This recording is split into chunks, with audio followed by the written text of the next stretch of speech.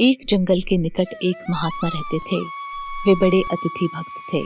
वो रोजाना जो भी राहगीर उनकी कुटिया के सामने से गुजरता था उसे रोककर भोजन दिया करते थे और आदरपूर्वक उसकी सेवा किया करते थे।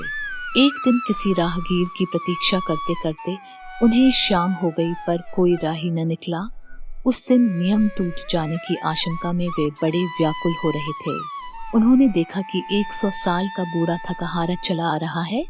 महात्मा जी ने उसे रोककर पैर धुलाए और भोजन परोसा। बूढ़ा बिना भगवान का भोग लगाए और धन्यवाद दिए तत्काल भोजन करने लगा।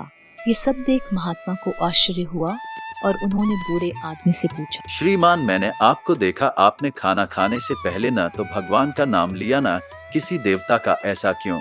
महात्मा जी, अग्नि को छोड़कर ना मैं किसी ईश्वर को मानता हूँ ना किसी देवता को।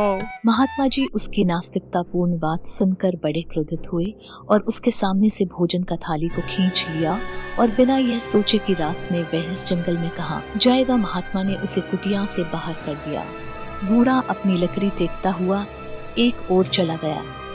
रात में महात्मा जी को स्वप्न आया। भगवान कह रहे थे, साधु, उस बूढ़े के साथ क्या तुम्हारा व्यवहार बहुत ही गलत था, जिस कारणवश तुमने अपनी अतिथि सत्कार का सारा पुण्य क्षीण कर दिया।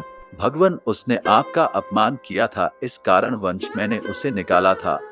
ठीक है, वह मेरा नित्य अपमान करता है तो भी मैं उसे 100 साल तक सहा, किंतु तुम एक दिन भी नहीं सह सके। ये कहकर भगवान अंतर्धान हो गए और महात्मा जी की भी आंख खुल गई।